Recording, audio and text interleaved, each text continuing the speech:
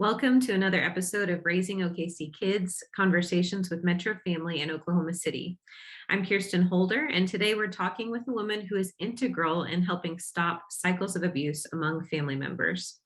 April is Child Abuse Prevention Month, and while this might not be a subject that everyone loves to talk about or hear about, it is so important that each member of our community understands and is an active participant in repair. So let's start with some introductions. Kate Bacon is joining us again today. She is the Executive Director of Family Builders, a nonprofit that works on ending domestic violence and child abuse cycles. Family Builders offers parenting programs, community education, batterers programs, and co-parenting and divorce programs as well. Thanks for being back with us again today, Kate. Oh, thanks for having me. So we will dive right in. According to Oklahoma laws, a party who abuses a child is convicted of a felony, and the punishments for such a crime are serious, as they absolutely should be. The penalties for child abuse can include incarceration for life, confinement in a county jail for a maximum of a year, a financial penalty of $500 to $5,000. I'd love to break down what constitutes a child abuse crime that would fit some of these consequences, and what signs or evidence need to be laid out before an abuser could be convicted. Yeah, so this is a big question. And I think a lot of times when people think of child abuse, they immediately go to what would be considered the shock and heinous issues. And that would be the felony charges that you listed before. And that would just, that is what it is. It's shocking and heinous. It's where severe injuries are brought onto the children, and severe neglect, as in, withholding food or environmental safety as a part of a form of discipline or control. And so that's really essentially what you'd be seeing under this felony conviction. And that's primarily for felony by injury. So we're talking about physical issues there. The majority of child abuse crimes are not a felony issue, thankfully. A lot of them at most are a misdemeanor, and those are typically on the forms of child neglect. And so that would be drug use within the home, or domestic violence in the home, which would be considered, a failure to thrive. And so that's really when my organization, Family Builders, kind of comes into play, and DHS plays a part in that as well. Another felony would be sexual abuse as well. And so we know that, especially under the age of 14 is when the felony starts, and that's any form of sexual abuse, whether that's, promoting pornography or actual acts. Yeah, and obviously all of those things are so severe, but it's helpful to kind of break down and know the ratio of misdemeanor to felony crimes out there. And there are so many other ways that unfortunately kids can be taken advantage of. Can you talk a little bit about emotional abuse or distress, and how that is laid out in the court of law, how it needs to be proven in order to be taken seriously?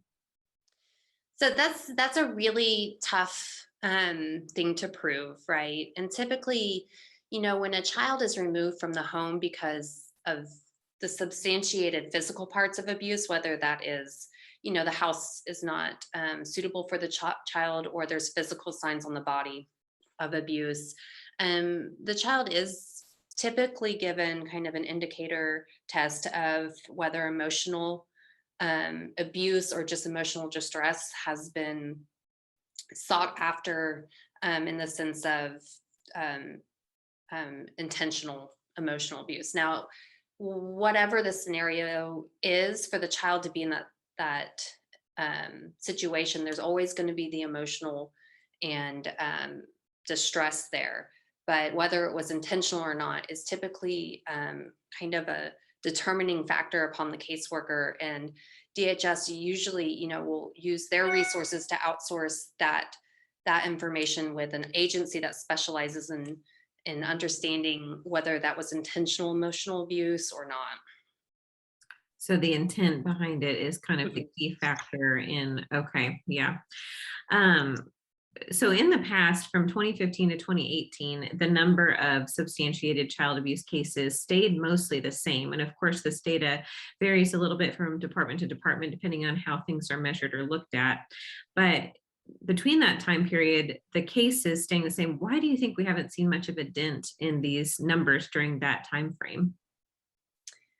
Yeah, I mean, that is the big question, I think. And I think when you look at those numbers, you think that we're not doing anything to help children. And when you really look at the big picture of our state, I really think it is a great snapshot of how much resources we lack and, our societal um, behaviors. We continue to not provide children, the proper education.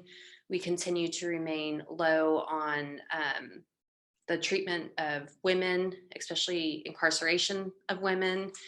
These major aspects of our society, of course, are going to play a role into every child that's brought into the world.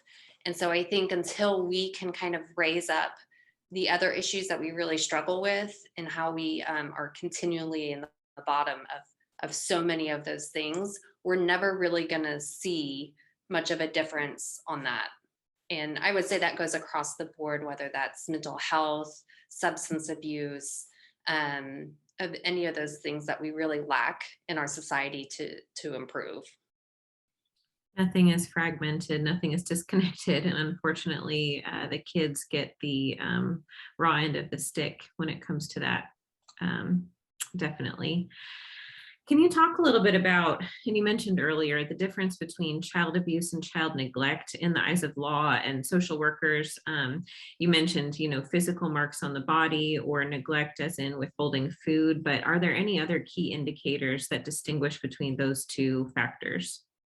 Yeah, so child abuse, and typically within our agency, with the cases that we have come through our door, there's always going to be hope of reconciliation.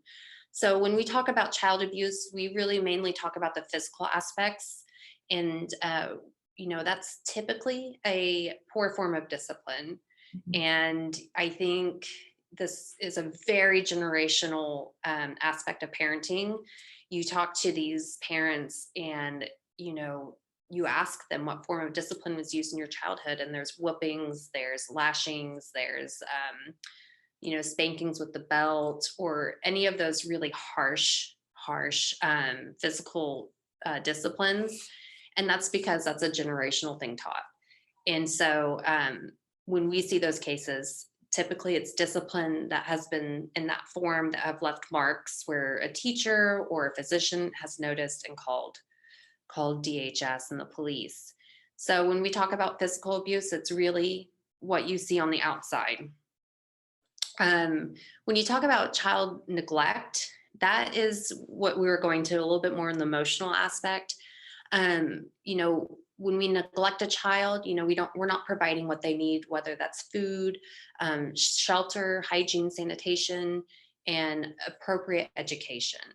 And so when we neglect children, a lot of times, you know, it can be hard to tell if the child's showing up to school with clean clothes on, and they're going home on the bus. It's hard to know that at night there's domestic violence in that home, or there's drug use at that home.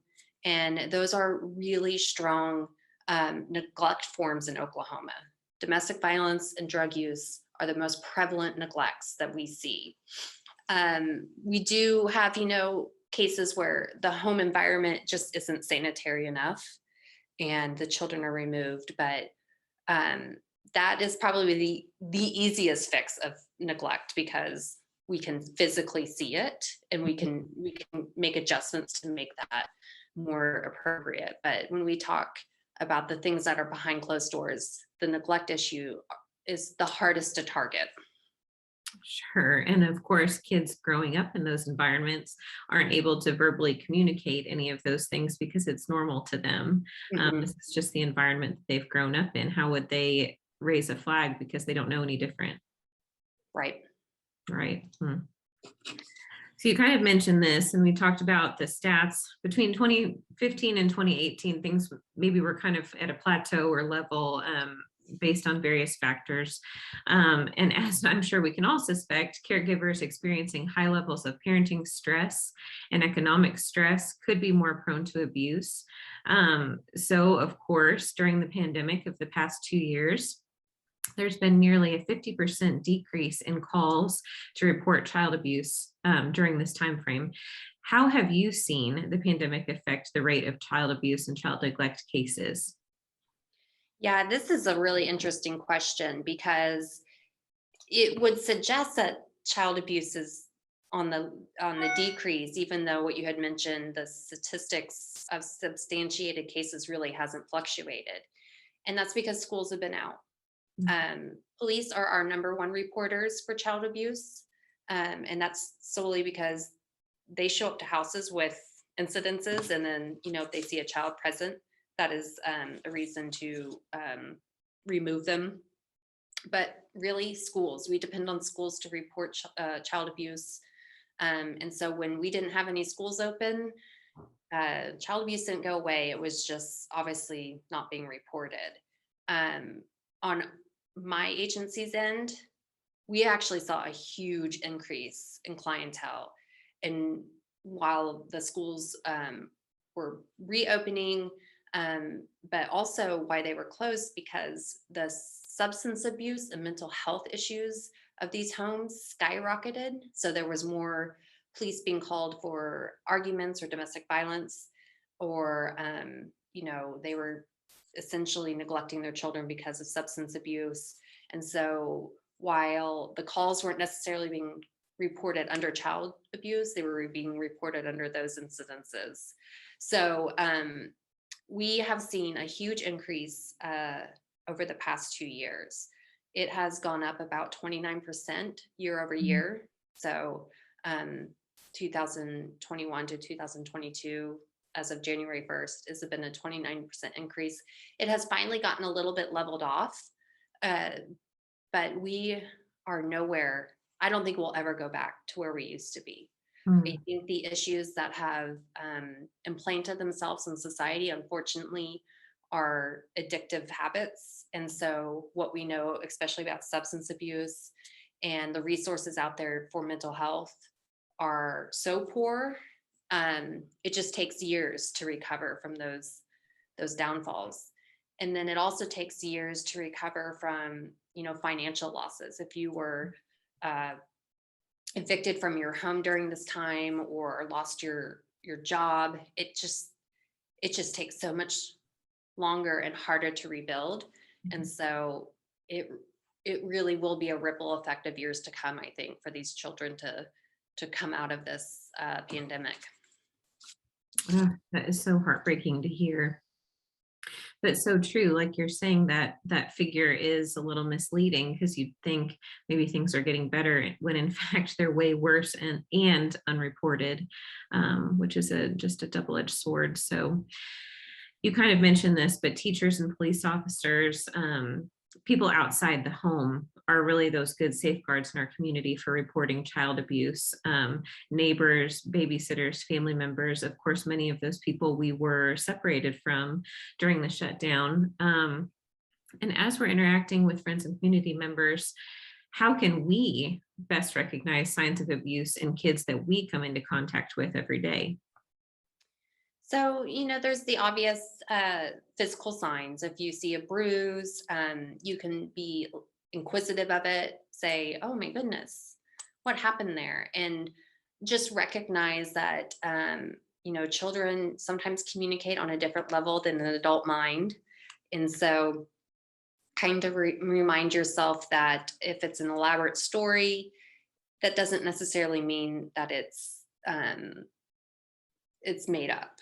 And so you can just do open-ended, acquisitive things if you see repeating patterns of physical bruising or anything. Now, if it's on the face, for example, you always, I would say, take the most precaution. If you have a conversation with a child and it just doesn't feel right, you need to make the call. You need to go with your gut. It is never wrong to call the police for a wellness check. It is never wrong to call the child abuse hotline at DHS. It's anonymous. You can make that tip, and they just go out and investigate. Um, as you know, a citizen of Oklahoma, everybody is a mandate reporter. So if you ever see something or suspect something, I suggest that you call the child abuse hotline and make that step happen. And we provide a recognizing reporting workshop at Family Builders. It is a free workshop that we can go out to your employment for a lunch and learn, or daycares for daycare workers, or schools for counselors and teachers. And we really break it down into how the signs of abuse looks for a child to report, because it's much different than when an adult reports it, and the next steps. I think calling the authorities is real scary. I think we are just in the mindset a lot of times of minding our own business. And of course, it's our own natural defense to think that is not what it looks like. I Mm. know Jimmy's dad. Jimmy's dad's a good guy. I go to church with him. He's a t-ball coach. And essentially, and you don't want to be the reason that the family's broken up. And we always go to the worst case scenario. And then in the end, you have to understand that, trusting yourself and trusting your eyes, it won't ever steer you wrong, because if it's nothing, it's nothing. But if it's something, then you have the chance for that family to really address what's going on and make the changes that need to happen to break that cycle. Mm. Those are such good points. And you're right. Nobody wants to be in that position. But when you are, it is your responsibility to stand up for a child who can't stand up for themselves. And I so appreciate you laying that out, and how those options look, and knowing they can be anonymous, just as a second pair of eyes to make sure everything's okay. Absolutely. You were talking about open-ended questions when you're talking to kids to find out more if you suspect abuse, but I'd love to dive into that just a little bit more. What are some things you should be asking kids, especially young kids who can't necessarily verbalize what's happening to them, or understand even? If you suspect abuse with a child that you come into contact with often, what are some things you should ask them? Well, you can always simply ask them, "Oh my goodness, what happened? Tell me what happened." And, they might say, "I got hit with the swing." "Oh goodness. Were you playing on the swing, or was a friend playing on the swing?"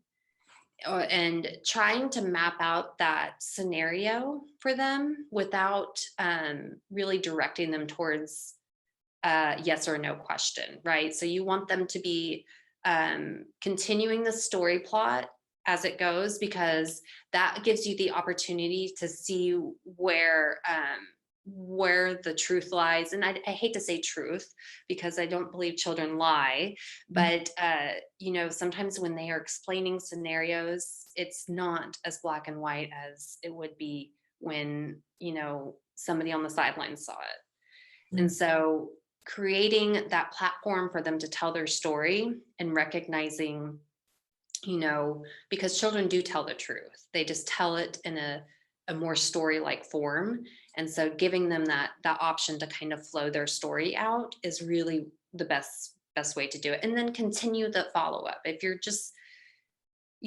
every week, even if the bruises aren't there on the face, for example, and you really do think they got hit by the swing, the next week, just say, "You don't have that bruise on your face anymore. Have you not been on the swing lately?" Or just following up and talking to them about that, because the follow-up can sometimes even lead to more insight. That's a good point too, when they're not in shock anymore. Mhm. When it hasn't been fresh, when they've had a minute to think about it a little bit more, and more of the story might come out. Mhm. Talk to us about how Family Builders works to reconcile families where child abuse has been prevalent in the past. So our agency works hand in hand with DHS. We have had our contract since 1976, and we are the referral source for parenting for mainly Oklahoma County. We can service anybody in Oklahoma. But what we do for families in Oklahoma is really try to break the learned cycles that you have as an adult becoming a parent. And it's just hard to relearn how to do something that you're so certain of. Mm. I know myself as a parent, you become a parent, you say, I'm just not going to do this thing that I hated that my parents did. But the reality of it is the other 9,000 things that you are repeating are so ingrained into you, and you just don't know any better. Mm. And so we work on really trying to not just change the way people parent, but inform them with powerful knowledge and resources. So our program consists of two classes. They're both 12 sessions each, so 24 sessions total. The first program is nurturing parenting skills, and this is something everybody should take, because you don't know what you don't know, and not everybody takes child development in college, and not everybody understands how a child should react or behave, Mm. and how you should respond to that. So this really it goes from birth to 18, and it talks about the ages and stages of a child, what you should be looking for in their development, how to appropriately discipline as those stages and developments change, and how to nurture them, how to look at them and be a nurturing parent and provide them that emotional support that is so needed through the growth of your child. And so this is where we really tackle that connection that sometimes people don't realize that they're lacking because they were never given it. And we also really tackle the old mindset of discipline. We are absolutely no spanking proponents. We corporal punishment proponents. We want to squash all of those forms of discipline because they shut the emotional connection off immediately, and then it essentially stunts the growth of that child right there to be able to problem solve through emotions. And so we want to make sure that we are capable of nurturing those children through those challenging times with the appropriate forms of discipline. And that's hard. And so every parent needs to know how to do this. And then we also go through our compassion workshop, which is 12 weeks. And this is an amazing program because it really tackles how to be a compassionate and empathetic person, not just towards your child or your spouse, but really just as a human being. Whoever you are, we all hold our own traumas, and we really look at that of how we can be empathetic towards another person. And I call it kind of like the compassion gauge. We have probably more compassion for somebody that's going through a worse thing than we've experienced, right? But when we decipher, oh, I've been through rougher things, they should get over it. Mm. I had it rougher as a child. They don't know how good they have it. That's not being a compassionate person, and how we can absorb our own traumas and regulate our emotions on that and become more empathetic towards people. And so we really break down personal traumas and how to heal through that and become a better, more empathetic person on the end. And so with the combination of those two things, it's hard to come out of the program not being a better parent. I mean, once you know better, you do better. Mm-hmm. Mm-hmm. And though, like you said, every parent needs some of those life skills too. You mentioned we all have our own traumas, and no matter where they lie on the scale range, comparative suffering doesn't heal anyone. And we all need to be filled. We all need to be the best we can be so that we can raise kids to be the best they can be. And that's why these cycles are so important. So I appreciate you saying all of that. I'd love to hear a little bit more about what successful reconciliation looks like, and also healing for kids who have experienced abuse. Yeah, so this is a hard question. I think everybody wants to see reconciliation and thinks that's the ultimate success. And sometimes it's not, sometimes we need to step back from that and realize what is the healthiest relationship we can create in this household. Sometimes it's, unsupervised visitations, sometimes it's reconciliation, sometimes it's supervised visitation. But essentially, it's growing a healthy relationship every day between between the members of the household. The majority of our families are reconciled. And I think on the end of that, that is what we would consider a success. But it takes a lot of work after the reconciliation. Trust is broken, emotions are hard to navigate. Are you happy? Are you still angry? Are you worried? I mean, there's a lot that goes into play. And so when we have kids on the other end of that looking to heal, I think one of the most powerful things and one of the most healing things for a child out of that is seeing a parent that's willing to stand up for them and fight for them and understand that the child does have value and importance and matters enough for the parent to be in a humiliating state and Mhm. find the grit to walk through our doors and make that change. But then to actually see the parent change. I think when we see people that we need in our life, whether that's a parent or a mentor or a peer, stand up and say, I was wrong. I didn't know. Now I do. Now I want to be better. Having a child see that it's possible, that it's actually happening, and that it was because of them, that is so healing in itself and is a foundation for that new trust level. And so I think when I talk about success, I hope for reconciliation, but I really hope that the change is being noted to build that healthier relationship, whatever that household looks like when they leave. Mhm. Mhm. Absolutely.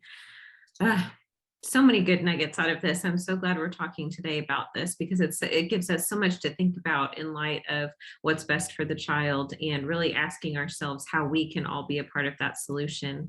Is there anything else our listeners should know about upcoming events or things that we can help with to really be part of the solution? Yeah. So, I mean, anytime you want to be part of the solution or know more, um, you know, just look to agencies to see what's going on and how to get not just yourself involved, but how to get your community involved, whether that's your church or your work life or your group of friends. Like I said, we offer free programs that are an hour, 45 minutes to an hour that we do for free to help individuals educate themselves, like recognizing reporting, more than stranger danger. We do a puppet show for children called Kids on the Block. We have a preventative adverse childhood experience activity book for children that we hand out to schools or daycares, and we do all that at no cost to the client or individual. So make sure that you're reaching out to these agencies because we're not the only ones that provide these resources for the community, and help us get the word out, help us find the answers. um, but in order for us to do that, we do have several events to become involved in. um, and we have a Hope for Families campaign that's coming out, and it's going to be essentially a donation drive where we help fund these community programs that I just mentioned. And it's going to show the impact that we serve in Oklahoma from a client base. And I hope to receive donations in return to help support our programs. And we do a Father's Day festival every year that's free for the community. We do look for underwriting. So if your company likes to be a part of community events, it's at Scissortail Park on Father's Day. And we just have the community come together to create a free, no barrier fun zone for you to create traditions with your family, have quality time, walk around, get your face painted, jump on the bounce house, grab a bottle of water, and just enjoy the day. So those types of things, we are always looking for supporters and help create our word for the community. Absolutely. Those are great events coming up. I'm sure we can look on your website for more information about both of those. You are doing such important work for healing and reconciliation in Oklahoma. And I'd just love to end by asking you, what is bringing you hope right now as it relates to these serious matters? What is your big kind of light at the end of the tunnel visual that we all can hope for? I mean, I have a lot of hope, which I think people are always surprised about because of the nature of the work. And honestly, I have hope that walks through the door every day. Clients come in and, you know, their stories are remarkable, but their endings are truly the light in the world that we need. We have one client who has just a remarkable story that I'll share real quickly.